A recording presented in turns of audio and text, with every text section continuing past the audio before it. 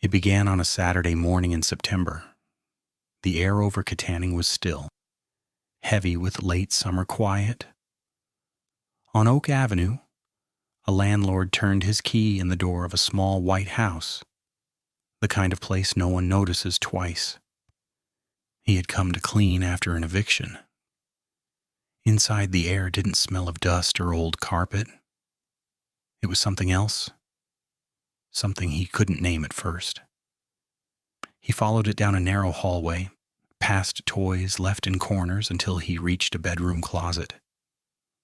When he opened the door, a sealed plastic bag rested beneath a folded blanket. He thought maybe it was trash, until he saw what was inside. A few minutes later, a trembling voice called 911, and in that call, the quiet town of Katanning lost its innocence. How does a family lose everything without anyone noticing? Case 1. Jessica Marie Mauthe, Armstrong County, Pennsylvania. Jessica Marie Mauthe lived alone with her 2 young sons. To her neighbors, she was polite, quiet, and ordinary. She smiled when she walked to the mailbox. She waved when her boys played in the yard. No one ever saw her pregnant. No one ever saw a visitor come or go. The house at 139 Oak Avenue was small but cared for, white siding, a worn welcome mat, a swing set out back. From the outside, it was as normal as any home in Armstrong County. But behind those walls, something was happening, and something hidden for years. When state police arrived that morning, they didn't expect what waited inside. The first discovery, the remains of a baby, Eutsey, was heartbreaking enough. But then came another, and another, and another. 4 infants in total, each one wrapped carefully in towels, sealed in plastic, and hidden in the attic and closets. Officers moved through the house slowly. They spoke little. The home had become a crime scene so shocking that even seasoned investigators later said they had to step outside to breathe. Jessica was found later that day. She was calm, cooperative. When questioned, she admitted that she had given birth at home, not once, but several times, alone. She told investigators the babies were never alive long enough to cry, but one statement stayed with detectives. "I wrapped one in a towel until it stopped making noise." Forensic experts from Indiana County joined the investigation. They studied the remains to determine if the babies had ever taken a breath, if they were stillborn, or if something worse had happened. The evidence told its own story. These births had happened years apart, one about a year earlier, another nearly 6 years before that. None were reported to doctors. None were recorded in hospital records. She had hidden every pregnancy and every child. The community could hardly process it. Neighbors who had waved to her in passing gathered outside the police line, staring at the little white house they thought they knew. "She was nice," one said quietly. "Always polite, always kept to herself." Inside, detectives collected blankets, baby clothing, notebooks, anything that might explain why. The attic was stifling hot, filled with the smell of dust and plastic. In one corner, next to an old storage bin, they found a small towel folded into a grocery bag. Another infant, perfectly preserved by time. When they stepped outside, some officers said the world felt different, like the air itself had turned heavy. Investigators pieced together a timeline that stretched back over half a decade. They requested Jessica's medical records. Nothing. They checked with local hospitals. No admissions, no births. Friends said she always wore loose clothes, always avoided gatherings. It was as if she had lived 2 lives, one public, one secret. In interviews, she admitted giving birth alone, but wouldn't explain what happened afterward. Some officers believed she was afraid. Others thought she simply couldn't face what she'd done. Psychological experts later said it might be a case of concealed childbirth, a rare but real condition where a woman denies or hides pregnancy out of fear, shame, or mental illness. But even that explanation didn't make the story easier to bear. For every child she delivered in silence, there had been a moment where help was possible. A hospital nearby, a call that could have saved a life. No call ever came. On September 15, 2025, Pennsylvania State Police filed charges: criminal homicide, involuntary manslaughter, concealment of the death of a child, and abuse of a corpse. When Jessica appeared before the court for the first time, reporters noted she looked tired, almost detached, like someone living in a fog she'd never left. She was denied bail and taken to Armstrong County Jail. DNA testing began immediately to confirm if all 4 infants were hers. The results, when returned, would shape the rest of the case. Prosecutors said the evidence showed a pattern of concealment over many years. Neighbors still refused to believe it. She wasn't violent, one said. She just disappeared into herself. The story of Jessica Marie Mauthe spread quickly across Pennsylvania, not because of shock alone, but because of the questions it left behind. How could no one notice 4 pregnancies? How could someone so quiet carry such grief in secret? Mental health experts said cases like hers reveal something larger: the danger of isolation, the shame that stops people from asking for help. In Katanning, church bells rang the following Sunday. Locals lit candles along Oak Avenue, not to condemn her, but to remember the 4 lives that never had a chance to begin. In one vigil, a pastor said softly, "We'll never know what she was thinking, but we can make sure no mother ever feels that alone again." The investigation continued for months, and trial dates were postponed. But the outcome was already clear. 4 children gone, a mother facing life in prison, and a community asking how it could have happened right next door.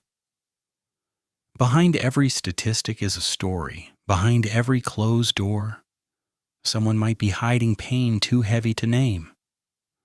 Jessica's story isn't one people tell easily, but it matters because it reminds us what silence can cost. If you ever see someone pulling away, hiding, or afraid to ask for help, reach out. One word, one question, one act of care might save a life. The small house on Oak Avenue still stands. Fresh paint on old siding, empty windows. For most, it's just another address now.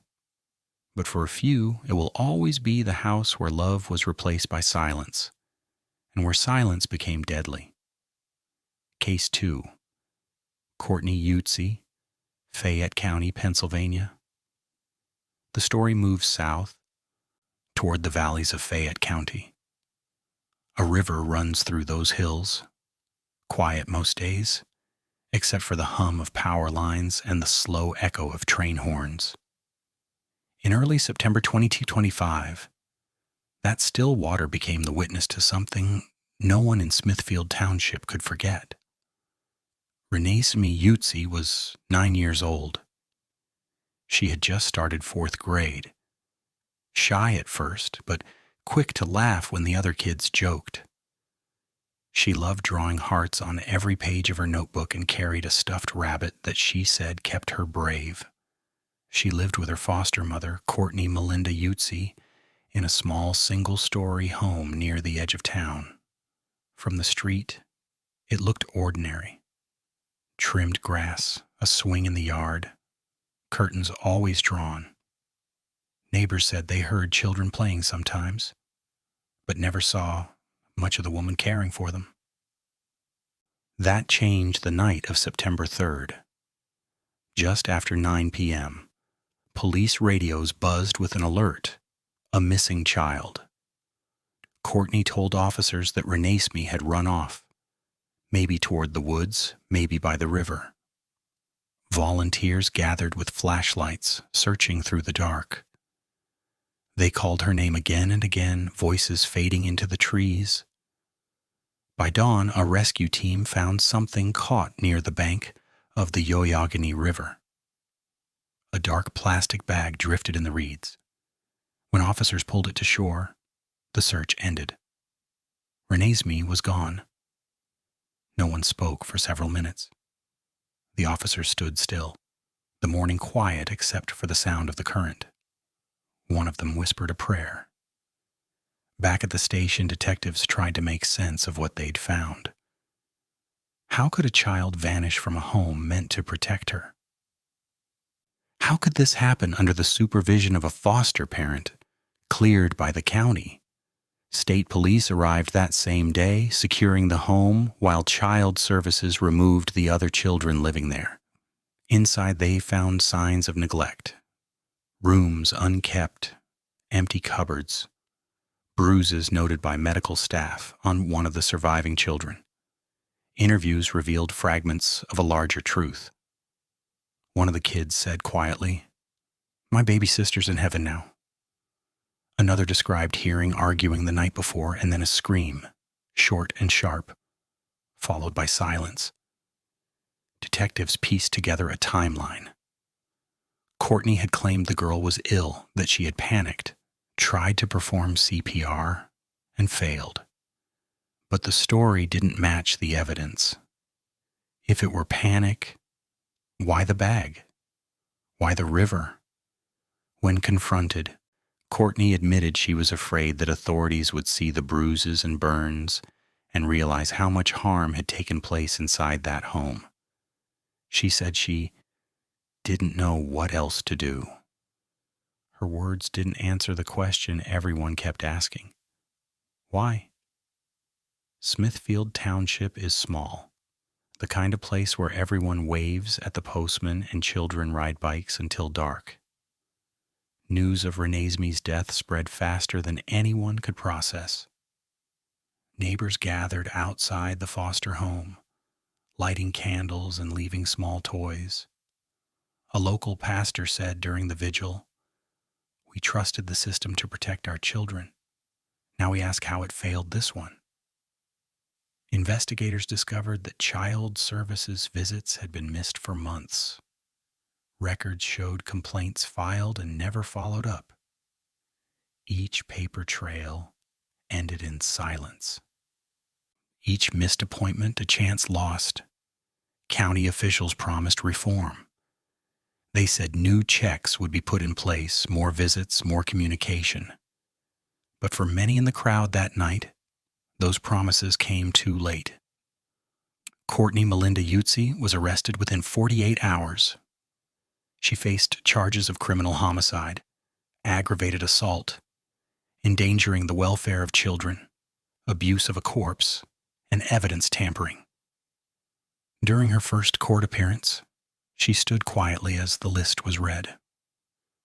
The prosecutor spoke of a home that became the opposite of what it should have been, a place of fear instead of refuge.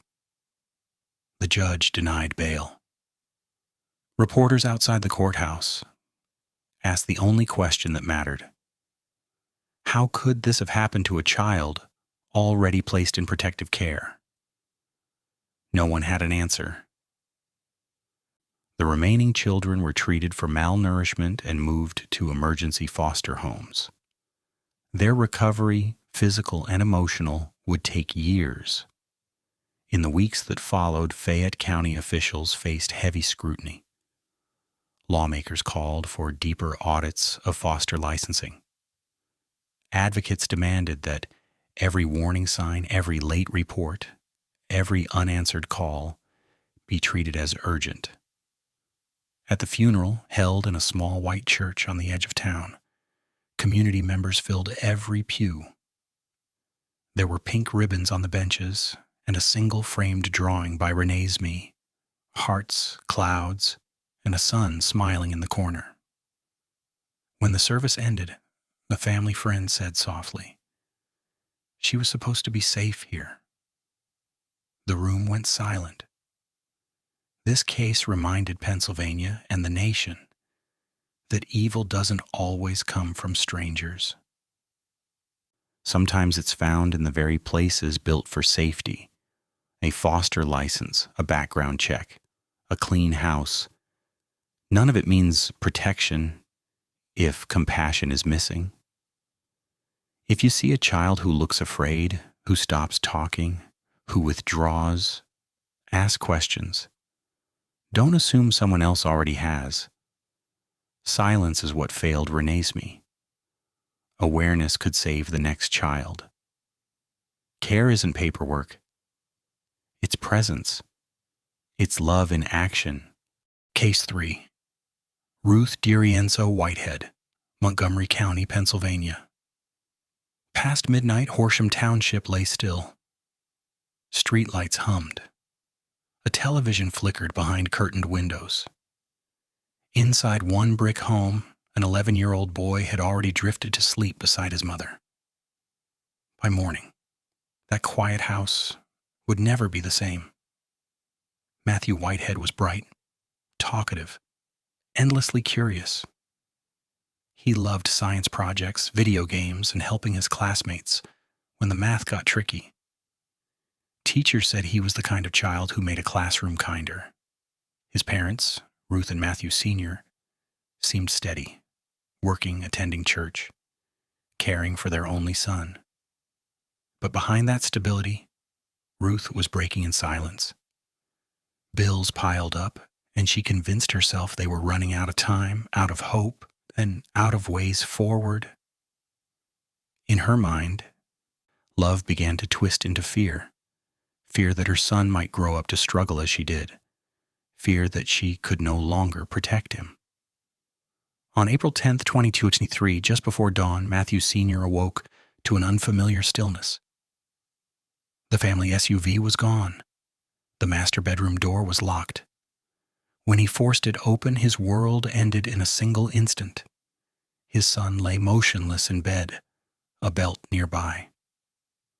The silence that followed was the kind no father should ever hear. Police arrived minutes later.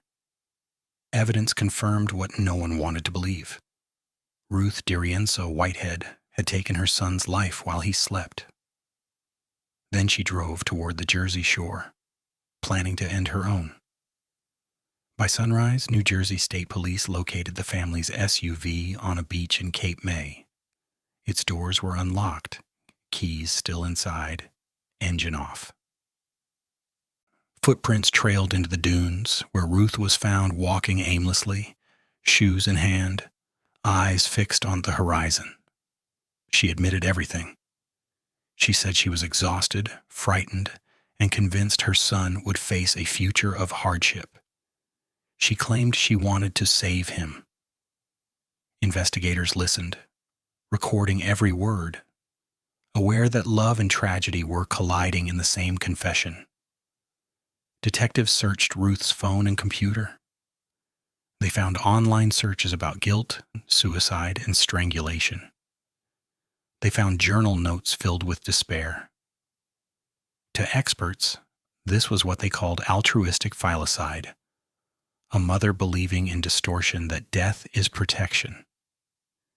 It is the darkest edge of parental breakdown, where care turns into control and faith in tomorrow disappears. But as the district attorney said later, explanations aren't excuses. She had choices, people she could call, help she could reach. She chose silence. Forensic evidence confirmed premeditation. She waited until her husband was asleep. She entered the room and did what love should never allow. In early 2224, Ruth DiRienzo-Whitehead stood before a jury. The facts were plain, the heartbreak immeasurable.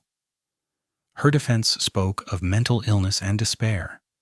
The prosecution spoke of intent. After deliberation, the court found her guilty of first-degree murder and possession of an instrument of crime. She received life in state prison. When she apologized, her voice broke. She said, "I wanted to protect him from the pain of this world." The judge answered quietly, "You took the life you were meant to protect." Horsham Township mourned together. Teachers organized a balloon release in Matthew's favorite color, sky blue. His classmates drew pictures of stars and rockets, placing them on the school fence. At church, the pastor spoke not about punishment, but awareness. When fear speaks louder than hope, he said, we lose more than life. We lose faith in each other. Neighbors, still stunned, began donating to mental health outreach programs for parents under pressure. Matthew's father continues to speak publicly about early intervention, about recognizing when love turns into exhaustion and asking for help before tragedy follows. Some crimes are committed out of anger, others out of neglect. This one came from despair, a despair so deep it silenced reason. Ruth's story reminds every parent that asking for help is not weakness, it's protection. Faith and community exist for moments exactly like this, when one person's darkness needs another's light. Matthew should have woken up, gone to school, and come home that afternoon. Instead, his story now carries a message. If you ever feel like you're losing hope, tell someone. Let someone hold you up until you can stand again. Because love isn't controlled. It's the courage to let tomorrow arrive. Case 4. Lisa Snyder, Berks County, Pennsylvania. In the rolling farmland of Berks County, neighbors still remember that late September evening. A quiet road, a white farmhouse, children's toys in the yard. It looked like any home at sunset, until first responders arrived. Inside that house, what they saw would break hearts for years to come. Lisa Snyder was a mother of 2. Connor, 8 years old, bright, curious, full of imagination. Brinley, 4, a shadow to her brother, always giggling, always following wherever he went. They lived together in Albany Township, a small community where everyone still waved to one another, where kindness was assumed, and danger was something you only saw on the news. Until the call came on September 23, 2019. The dispatcher's voice was tense. 2 children found unresponsive in the basement. When police arrived, the mother was waiting at the door. She said quietly, "Connor did it himself. His sister didn't want to be alone." But what detectives found downstairs told another story. The basement was cold and dim. 2 small figures side by side, suspended from a beam with a dog leash. Paramedics rushed forward hoping for a pulse, but it was too late. Lisa stood nearby, her arms crossed. She repeated her story, that her son had been bullied and wanted to die, that his little sister had followed him out of fear. But the evidence didn't fit. The beam was too high for a child to reach. The knots too tight, too carefully tied. Connor's small hands couldn't have built what police found. What began as a tragedy soon became a homicide. Forensic teams moved carefully through the basement. They found Lisa's phone on the kitchen counter. When detectives searched it, their worst suspicions were confirmed. Internet history showed recent searches.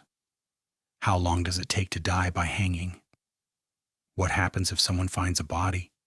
Can a child hang themselves? There were also messages exchanged with a man online. Dark fantasies, talk of suicide, of death. Days before the children's deaths, Lisa had told a friend, "I'm tired of being a single mom. I can't do this anymore." That statement would later define the case. Lisa Snyder was arrested in December 2019, charged with 2 counts of first-degree murder. She was also charged with evidence tampering and endangering the welfare of children. Investigators reconstructed the scene, proving the crime had been staged to appear like a double suicide. What they found was chilling, not because of gore, but because of planning. She used the same dog leash that once belonged to the family pet.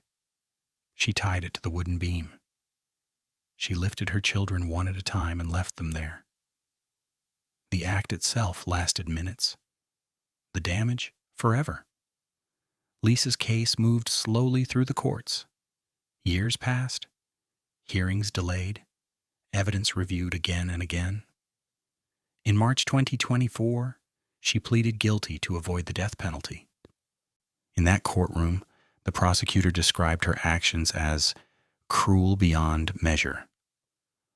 Lisa sat silent as the judge read her sentence, 2 consecutive life terms in state prison.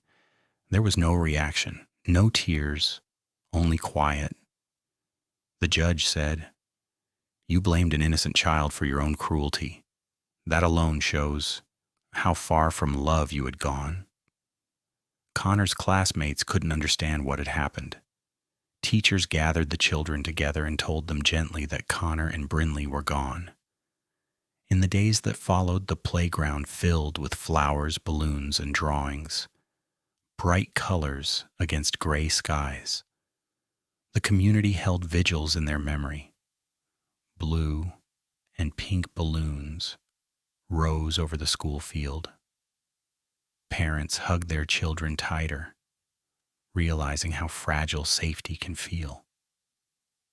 Experts in child psychology later called it a case of malignant maternal narcissism, a condition where a parent begins to see their children not as people, but as burdens or extensions of their own pain. But labels don't heal the ache left behind. At sentencing, one counselor spoke softly to the families gathered in the courtroom. "We cannot go back, but we can teach others to see when despair turns to danger." That message has since guided outreach programs across Pennsylvania. Parents under severe stress now have new mental health hotlines and home visits. Simple acts meant to catch trouble before it becomes tragedy. Lisa Snyder will never leave prison. Her children will never grow up. But their memory has become a reason for awareness, compassion, and accountability. Connor loved building things, Legos, cardboard forts, makeshift inventions. Brinley loved following him, laughing at every silly idea. They trusted their mother completely. Now their story stands as a plea to every adult watching. If you ever feel you can't go on, reach out before you hurt the ones who need you most. Pain doesn't excuse cruelty, but compassion can stop it. No child should ever fear the person meant to keep them safe. Case 5. Shyre, Richardson, Dauphin County, Pennsylvania, Harrisburg before dawn is peaceful. Streetlights glow over narrow blocks, a city between rest and waking. But on October 27, 2020, that quiet broke with a 911 call from a trembling voice. A mother said her baby wasn't breathing. Paramedics rushed to the small house, expecting panic, maybe hope. Instead, they walked into a tragedy that didn't have to happen. Her name was Shyre Richardson, a 32-year-old mother doing what she said most nights she did, nursing her baby to sleep. She said she drifted off beside him, and when she woke, he was still and cold. The paramedics did what they could, but it was too late. At first, it seemed like a heartbreaking accident. A case of co-sleeping gone wrong. A mistake thousands of tired parents make. But as investigators looked closer, they realized this wasn't a simple accident. This was a tragedy that had been warned about, again and again. County Child Services had visited Shyre before. They'd spoken to her about safe sleep practices, about never bringing a baby into bed after drinking. She'd nodded. She'd promised. Yet on that October night, investigators found open bottles near the bed. Toxicology tests confirmed her blood alcohol level was far above the legal limit. The baby had suffocated between her body and the blankets. The coroner called it asphyxia due to unsafe sleeping conditions. It was preventable. Completely preventable. The investigators looked through old files and realized this wasn't the first warning. Months earlier, there had been another incident, a near miss. The same child had stopped breathing once before during co-sleeping. Child Services had intervened, counseled her, and provided resources. She'd been told the risk. She'd been told the consequence. Now it had happened again. That difference between not knowing and knowing but ignoring was what turned this tragedy into a crime. Shyre was charged with involuntary manslaughter, reckless endangerment, and endangering the welfare of a child. When she stood before the court, she cried. "I didn't mean to hurt him," she said. "I just wanted to be close to him." The judge's reply was quiet but firm. "You were warned. You were given every chance to protect him." In December 2020, the Dauphin County Court sentenced Shyre to 3 to 6 years in state prison, along with probation and mandatory substance abuse treatment. The courtroom was silent as she wept. The judge told her this wasn't about vengeance. It was about accountability. Love, he said, requires responsibility. He was right. Experts later explained something called risk normalization. When danger is repeated often enough without consequence, it starts to feel safe. Each night she brought her baby into bed, fear faded a little more, until it disappeared completely. That quiet pattern, the fading of fear, is what kills so many infants in loving homes every year. Not hatred, not cruelty, just the belief that tragedy won't happen this time. But it does, and it did. The baby's name was never released publicly, but doctors and social workers across Pennsylvania now use his story to teach new parents. Never co-sleep after drinking. Never assume you'll wake up in time. And the Dauphin County District Attorney's Office launched a new awareness campaign soon after. Hospitals began showing real families like Shyre's as case studies, not to shame them, but to save others. Pamphlets, training videos, and local news segments repeated the same line. Love your child enough to let them sleep safely. Because love is not just affection, it's foresight. The tragedy of that night began with care, but ended with neglect. And for those who handle infant safety education, it became the example that turned policy into practice. At a small support meeting months later, a local pastor spoke about the case. He said, "Mercy is not letting pain repeat itself.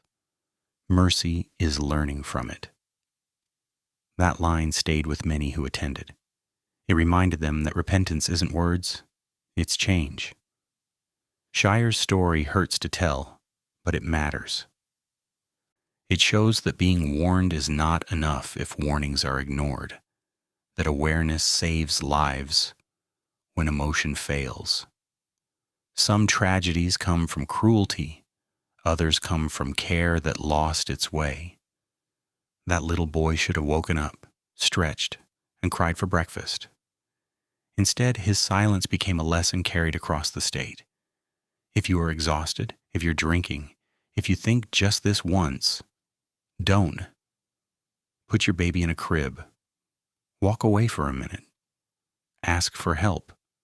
No one can turn back the clock, but anyone can change the ending for the next child. Case 6, Emily Weaver, Lancaster County, Pennsylvania. Lancaster County in summer carries a kind of heavy heat that clings to everything. The air slows down, and even the sound of insects seems to fade in the afternoon sun. On August 17th, 2023, that heat became deadly. At 3:42 p.m., a call came to 911. A baby had been found alone in a parked car outside a townhouse complex on Old Pike Road. By the time officers arrived, the temperature inside the car was well over 100 degrees. What they found inside would leave even the most seasoned first responder shaken. The baby girl was just 3 months old. She was still strapped into her car seat and dressed in pink, her small hands still. Paramedics rushed her to the hospital, but it was too late. The child's mother, Emily Weaver, was only 27. She was found a few doors away, inside a friend's apartment. She was disoriented, sweating, her speech slurred. When police entered, they quickly realized she wasn't sober. At first, she told them she had only stepped inside for a few minutes, but witnesses said she'd been there for hours. Police traced the timeline using surveillance footage and phone records. Emily had parked her car around 11 a.m.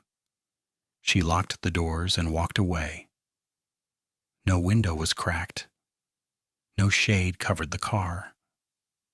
The outside temperature that day reached nearly 90 degrees Shyre. Inside the sealed vehicle, the heat rose fast, 10 degrees every few minutes, climbing to lethal levels within an hour. Forensic experts later said the baby likely lost consciousness long before she was found. The silence in that car lasted almost 3 hours. When questioned, Emily said she didn't mean to harm her daughter. She said she didn't want to wake her up and thought she'd only be gone a short while. Toxicology tests later showed high levels of methamphetamine in her system. She had gone into the apartment to get high, and she never came back out. Family members told investigators that they had tried to get her help. They said she was a good mother when she was sober, but when drugs took over, she disappeared into herself. Neighbors said they often saw her sitting in her car late at night, staring at nothing, the engine running, but her mind elsewhere. This wasn't the first time she'd lost control, but it was the first time it cost a life. Police arrested Emily Weaver that same day. She was charged with third-degree murder, involuntary manslaughter, and endangering the welfare of a child. She was denied bail. Investigators said the crime wasn't fueled by anger, but by addiction. Methamphetamine changes the brain. It narrows the world to a single impulse: escape. And in that narrowness, everything else disappears, even the cries of a child. As one detective put it, addiction stole that baby's life before Emily ever knew it. In court, she appeared pale, shaking, and quiet. Her lawyer described her as deeply remorseful but broken. The district attorney said remorse doesn't restore life. It only acknowledges loss. The case gained national attention because it revealed how addiction and parenthood collide in silence. There are no warnings loud enough to cut through a meth-induced fog. Lancaster County residents held a vigil in the parking lot where the car had been found. Someone placed a white cross near the space, surrounded by pink flowers and a small stuffed giraffe. The sign read, "In loving memory." A local pastor spoke there that night. "We can't bring her back," he said softly, "but maybe this time we can save the next one." Experts in forensic psychology later described the case as addiction-driven filicide, a phrase too cold for what it means. It means a parent's mind so clouded by chemicals that danger no longer registers as danger. Methamphetamine distorts judgment, numbs emotion, and blinds conscience. For Emily, that meant her child became invisible for those hours, the highest cost a person can pay for a moment of escape. Local organizations used her case to launch new outreach efforts for parents in recovery. Churches, social workers, and addiction counselors began visiting neighborhoods hit hardest by substance abuse. They offered rides to treatment, meals for families, and one-on-one help before relapse turned deadly. As of 2024, Emily remains in Lancaster County Jail awaiting trial, facing up to 40 years in prison. Her story now circulates in parenting classes, addiction meetings, and rehabilitation centers. Each time the lesson is the same. Love requires presence. Presence requires clarity. And clarity cannot coexist with addiction. The baby's name has not been released publicly, but her short life changed a community. She is remembered not through headlines, but through the quiet prayers of those who learned from her loss. Addiction doesn't just destroy the addict. It reaches into cribs, into cars, into the places where innocence sleeps. Faith, awareness, and courage, those are the only things strong enough to stop the silence before it begins. Case 7. Tara Brazzle, Lancaster County, Pennsylvania.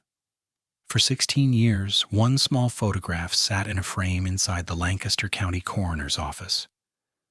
A picture of a baby no one could name. She had been found on a cold morning in 2007, wrapped in a plastic bag, and left in a field off White Oak Road. Investigators called her Baby Mary Ann, and even though she never took more than one breath, she was never forgotten.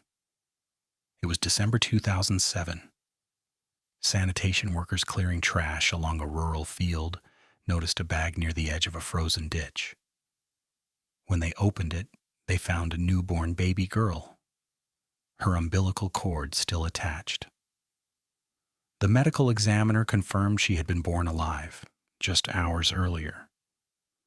There was no sign of illness, no injury, no note, only silence and the winter cold. Police canvassed hospitals and clinics across the county, searching for any record of a woman who had recently given birth. Nothing. No admissions, no medical calls, no missing newborns. For the next 16 years, detectives refused to close the file. They kept her name on their desks. They called her Mary Ann, so she would be remembered as a person, not evidence. Every few years, new technology gave hope. DNA testing, ancestry databases, genealogy tools. But each lead ran into dead ends. Some detectives retired, others picked up the file again. Still, no one stopped looking. The community held small memorials on the anniversary of her discovery. They left flowers at the field where she was found, a quiet promise that one day someone would speak for her. One coroner who had been there in 2007 said, "Every time I walked by her photo, I'd whisper, 'We're still trying.'" In 2023, science finally caught up to the silence. A new form of genetic genealogy, the same method that had solved hundreds of cold cases, was applied to the DNA taken from the newborn years earlier. Through distant relatives and public ancestry databases, specialists built a family tree, generation by generation, until one name surfaced: Tara Brazzle, 44 years old, living in nearby Ephrata. When police came to her door that February, she appeared calm but confused. When they mentioned 2007, her face changed. After hours of questioning, she confessed. She told investigators she'd given birth alone in her bathroom 16 years earlier. She said the baby wasn't breathing. But instead of calling 911 or going to the hospital, she wrapped the newborn in a towel, placed her inside a plastic bag, and drove into the night. She left her daughter in a field and went home. She told no one. When detectives asked why, she said she had been terrified. Terrified of judgment, of being seen, of what her family would think. Her words came through tears, but they didn't undo what had been done. In September 2023, Tara Brazzle pleaded guilty to third-degree murder, abuse of a corpse, and concealment of the death of a child. She was sentenced to 9 to 20 years in state prison. In the courtroom, officers who had worked the case for years sat quietly in the back. When the verdict was read, one of them closed his eyes. A long journey finally ended. The coroner who had first held the newborn back in 2007 said afterward, "When we heard her name, it felt like we'd finally heard the baby cry. 16 years later." Lancaster County residents held a small memorial once more, this time with a name carved in stone. A small headstone was placed at the cemetery. Marianne Brazzle, born and lost, 2007. There were flowers, soft hymns, and a line of people who never knew her but came anyway.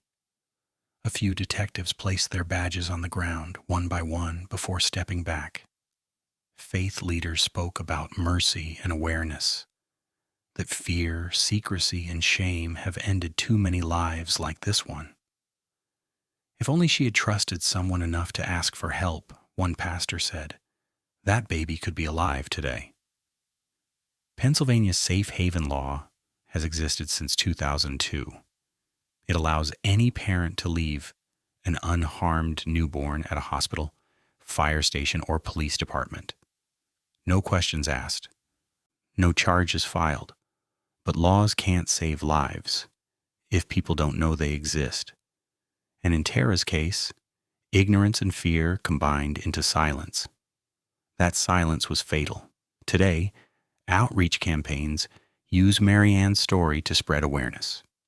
Posters in clinics, pamphlets in schools, and messages on radio stations reminding mothers that help is always available, day or night. One message reads simply, "Don't hide your baby. Hand them to safety." Baby Marianne lived for moments. Yet, in death, she brought change that will outlive everyone who searched for her. She reminds us that the smallest life can spark the greatest mercy. If people choose compassion over judgment, courage over fear. If you ever hear of a mother in trouble, be her voice before silence takes hers. Marianne was found 16 years too late. But her name now stands for every child still waiting to be saved. Case 8. Trinh, Nguyen, Bucks County, Pennsylvania, Upper Makefield.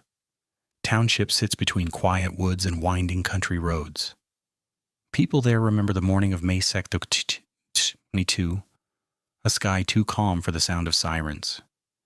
Inside one brick townhouse, 2 sleeping boys would never wake again. Jeffrey Nguyen was 13, thoughtful, curious, the kind of child who built model robots and fixed old gadgets. His little brother Nelson was 9, quick to laugh, full of motion. They were inseparable. Their mother, Trinh Nguyen, was known as polite, reserved, private. But behind that quiet image, her life was collapsing. Eviction notices, unpaid bills, a long breakup that left her feeling cornered. Friends said she loved her boys but had grown withdrawn, sleeping little, worrying constantly. In those final weeks, she told one neighbor, "I just want peace." At dawn, she entered her son's bedroom. They were still asleep beneath their blankets. Each child was shot once in the head with a .38 caliber revolver. The room stayed tidy. 2 small beds, toys on the shelf, the morning sun crawling slowly across the wall. Afterward, she drove to a neighbor's house carrying a box of photographs and keepsakes. She handed it to him and whispered, "Please give this to their father." Then she raised the gun and pulled the trigger toward herself. It jammed. The neighbor wrestled it away and called 911. Within hours, police found her in her van in a nearby church parking lot, dazed, holding a letter that read like a farewell. Inside the townhouse, detectives found everything packed neatly for moving. Bags by the door, boxes labeled with the boys' names. They pieced together the days before the shooting, eviction paperwork served, text messages about fear of losing custody, searches about suicide. In interviews, Trinh admitted she had planned to end all three of their lives, convinced she was sparing her sons from pain. Psychologists later called it altruistic filicide, a parent's distorted belief that death is protection. It begins quietly in hopelessness until despair feels like mercy. But despair is never mercy. Trinh Nguyen was charged with 2 counts of first-degree murder, attempted murder, and possession of an instrument of crime. She waived her right to a jury and pleaded guilty in September 2023. During sentencing, the courtroom sat still as she spoke through tears. I thought I was giving them peace. The judge answered, "What you gave them was the end of everything they could have become." She received 2 consecutive life sentences. Reporters said she looked at no one as she was led away. Bucks County mourned together. At the boys' school, classmates painted a mural of 2 rockets rising into the sky, Jeffrey's love of science, and Nelson's dream of being a firefighter. Candles lined the sidewalk outside the family home. At a community vigil, a pastor said, "When hope collapses, tragedy enters quietly. Our calling is to see that collapse before it becomes final." Families in attendance each held their children closer.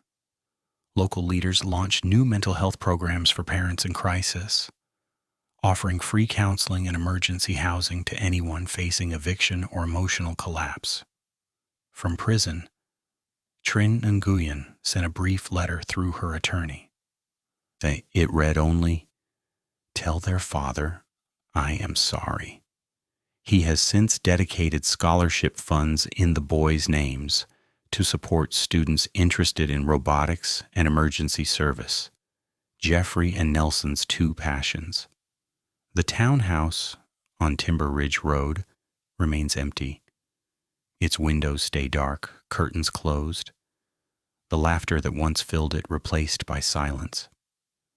But the community has chosen to remember the light of 2 young lives instead of the darkness that ended them. There is a moment in every story where despair whispers that there is no way out. That lie has ended too many lives. If you ever reach that point or see someone standing on its edge, reach toward help before the darkness convinces you that silence is mercy. Hope exists in conversations, in prayer, in neighbors who care enough to listen. Jeffrey and Nelson were loved. That love was never meant to end. It was meant to endure. May their memory remind us that peace never begins with harm. It begins with asking for help. Case 9, Angela Donmoyer and Russell Moore, Cumberland County, Pennsylvania. It wasn't violence that ended this child's life. It wasn't rage or a weapon or a moment of fury. It was silence, the kind that stretches over days, months, and years. In August of 2021, a quiet home in East Pennsboro Township became the site of one of the most preventable deaths in Pennsylvania history. And when the truth came out, the question everyone asked was simple. How could anyone watch a child suffer this long and do nothing?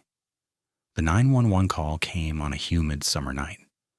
The voice on the line was calm, too calm. A woman said her daughter wasn't breathing. When first responders arrived, they found a 10-year-old girl lying in bed. Her body was frail, her skin pale, her room filled with the quiet smell of sickness. Her mother, Angela Donmoyer, stood in the doorway. Her boyfriend, Russell Moore, sat on the couch downstairs. They said she had been sick for a while. But what paramedics saw told a different story. The child's stomach was swollen, severely distended. Her hands and feet were thin, her breathing shallow. When doctors examined her, they realized what had happened. She hadn't died from a sudden illness. She had died slowly from untreated chronic constipation. The medical term was idiopathic megacolon, a condition that causes the intestines to expand dangerously when untreated. The autopsy showed that blood clots had formed in her lungs from years of internal pressure and neglect. The coroner called it a death by inaction.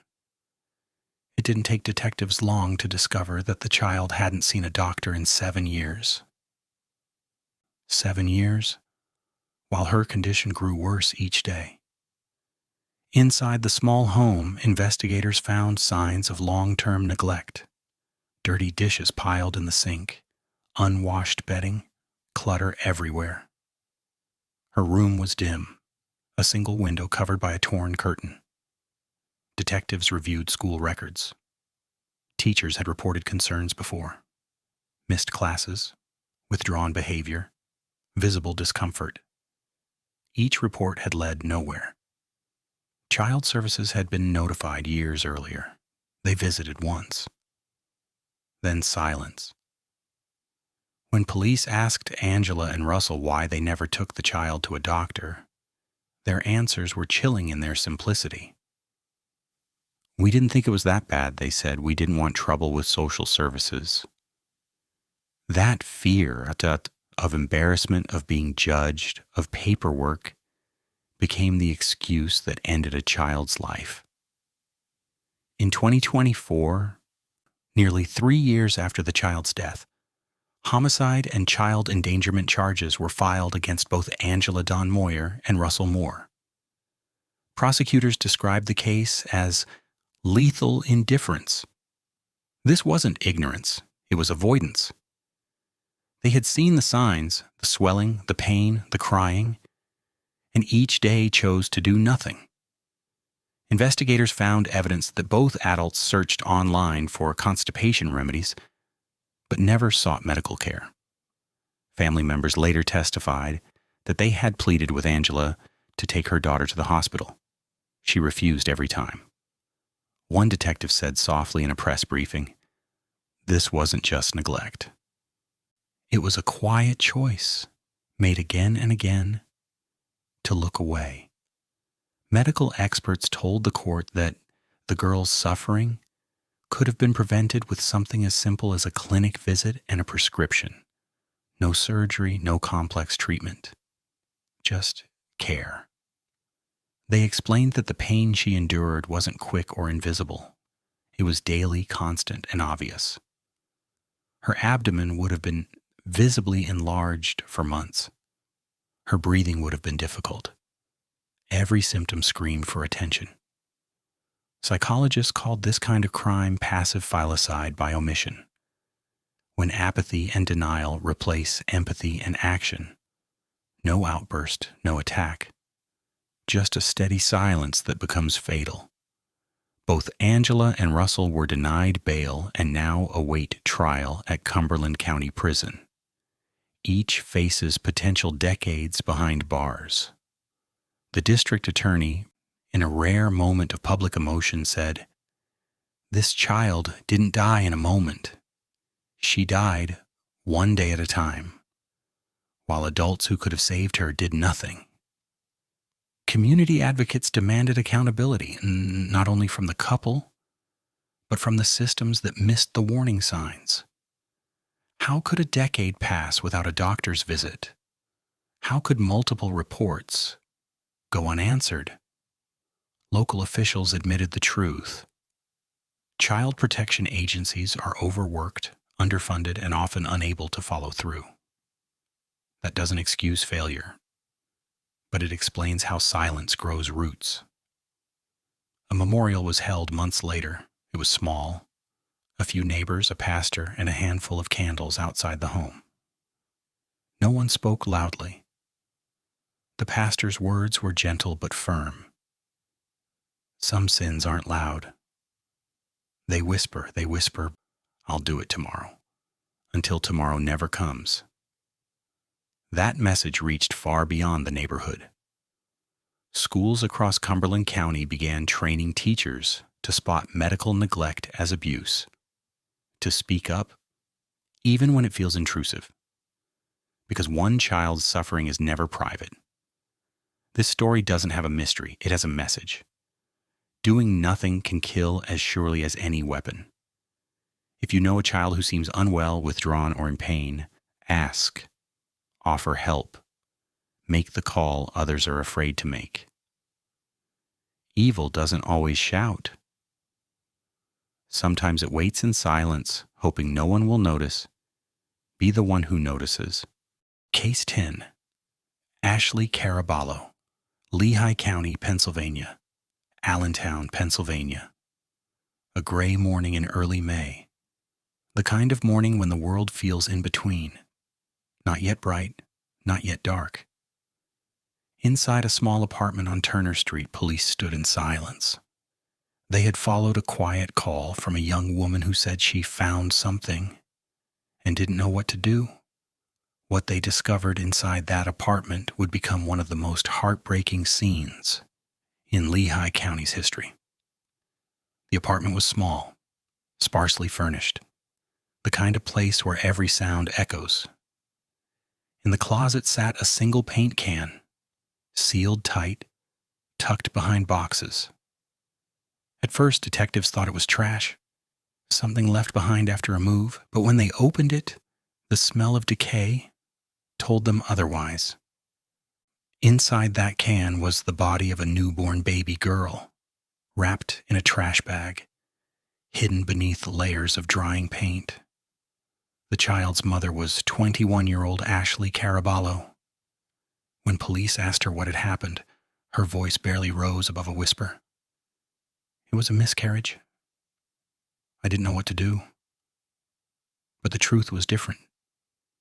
The autopsy showed the baby had been full-term and healthy. Air was found in her lungs, proof she had taken her first breath. She hadn't been stillborn. She had lived. Detectives dug deeper. They searched Ashley's phone and found recent online searches. How to hide a pregnancy. How long can a baby survive without air? How to dispose of a body.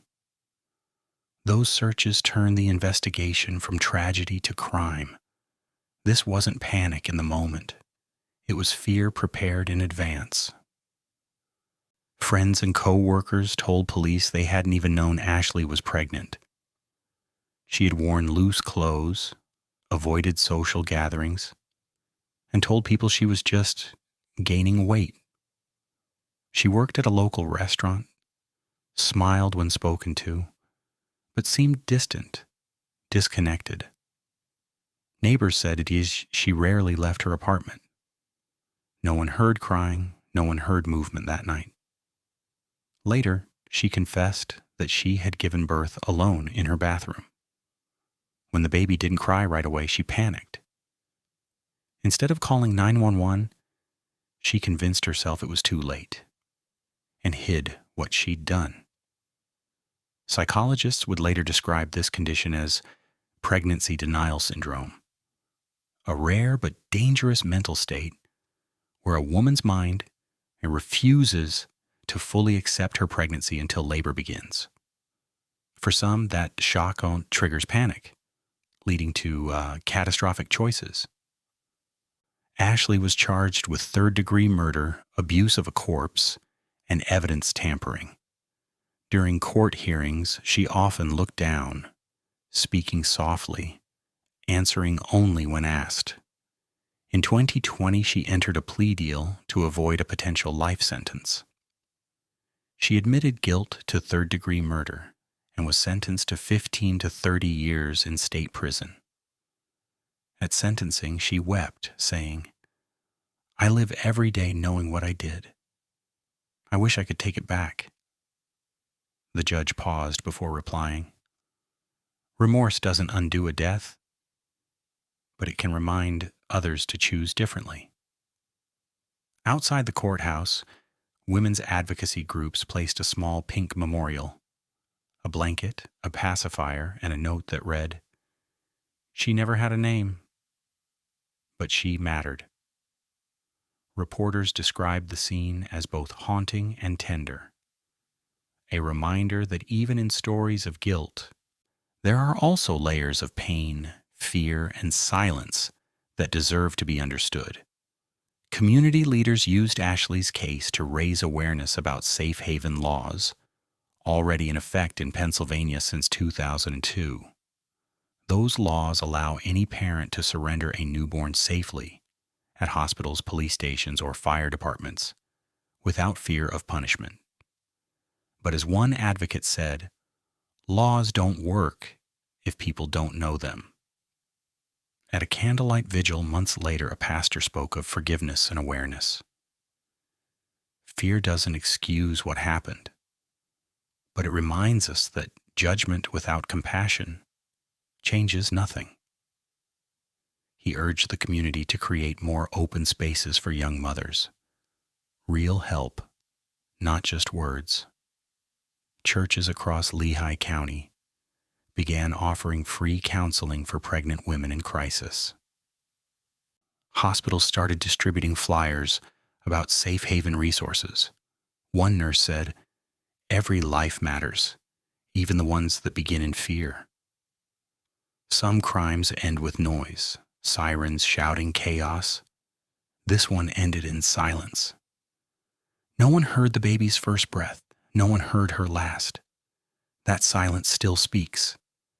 It says that shame kills as surely as violence, and that compassion, when offered early, can save more lives than any law ever will. If you ever know someone hiding a pregnancy, don't judge, don't wait. Ask how they are, because help doesn't save lives if no one offers it. Ashley's story closes the circle of this series. 10 tragedies, 10 reminders that love and awareness are stronger than silence and fear. 10 stories, 10 children who should still be alive. 10 reminders that sometimes evil doesn't wear a mask or carry a weapon. Sometimes it looks like fear or exhaustion or denial. Sometimes it looks like love gone silent. The names change. The houses change. But the question stays the same. How does this keep happening? And how can we stop it from happening again? In every case, there was a moment, one phone call that wasn't made, one hospital visit skipped, one cry ignored. And those moments, repeated again and again, became the difference between life and death. It wasn't always anger. It wasn't always cruelty. Sometimes it was shame. Sometimes addiction. Sometimes mental illness left untreated. But underneath it all, it was silence. And silence, when left alone long enough, becomes its own kind of violence. Jessica, Kourtney, Ruth, Lisa, Shyre, Emily, Tara, Trinh, Angela, Ashley, 10 mothers whose stories feel impossible to understand. But their children, they were real. They had names, voices, laughs, and favorite toys. They had futures that never arrived. Each story you've heard tonight began the same way, with someone being too afraid to ask for help, too ashamed to tell the truth, or too numb to care. By the time anyone noticed, it was already too late. This isn't just about one mother or one county. It's about the world we build, one where suffering hides behind walls because no one wants to look too closely. People often ask, how could a mother do this? But maybe the better question is, how did she reach a place where this became thinkable? Evil doesn't always arrive fully formed. It grows in neglect, in fear, in nights when no one checks in, and by the time it shows its face, the damage is already done. That doesn't mean we excuse it. Justice matters. Every life lost deserves accountability. But justice alone isn't enough. If nothing changes afterward, the next tragedy is already on its way. Pennsylvania's safe haven laws exist for a reason. Hotlines, counseling centers, shelters, they exist for a reason. But they can't help the people who never reach out. That's where community begins. A neighbor who notices, a teacher who asks twice, a pastor who doesn't turn away. That's how prevention begins, with small acts of awareness done by ordinary people. Each story in this series is heavy, yes, but each one also carries a small light the moment someone finally decided to care. A coroner who kept a photo on his desk for 16 years. A father who started a scholarship in his son's names. A doctor who turned one child's death into public education for thousands. Goodness survives, even here. For viewers of faith, these stories ask hard questions. Where was God in those houses, in those beds, in those nights of silence? And maybe the answer is this. He was in the people who showed up after. The officer who refused to give up on a cold case. The neighbor who lit a candle. The stranger who prayed for a child they'd never met. Sometimes divine mercy doesn't come before the tragedy. Sometimes it arrives after, through the hands of those who choose compassion, when the world only offers anger. Blessed are the broken-hearted, Scripture says, for they shall be comforted. That comfort begins with awareness, with empathy, with the courage to speak when others stay silent. Every story tonight has taken something from you, a piece of peace, a sense of safety, maybe even a bit of faith in people. But don't let it end there. Let it give something back too. Let it remind you that every act of care matters. Every question asked out of concern, every call made in faith, every moment spent listening to someone who feels alone. It all matters. If even one person watching tonight decides to reach out instead of turning away, then these children, every one of them, will not have died in vain. If you or someone you know is struggling, if the world feels heavy and there's no one to talk to, reach out now. Call your local helpline. Call your pastor. Call a friend. Someone will answer. Because no child should suffer in silence, and no parent should face despair alone. Evil thrives in isolation, the narrator says softly, but healing begins with connection. Let that be the message we take from Pennsylvania. Not just sorrow, but responsibility. Not just horror, but hope. These 10 stories are now part of our collective memory. Reminders that compassion isn't a feeling. It's an action. It's the question we ask, the visit we make, the moment we decide someone's pain is worth noticing. To every child whose story was told here, may your memory be a light that guides others home.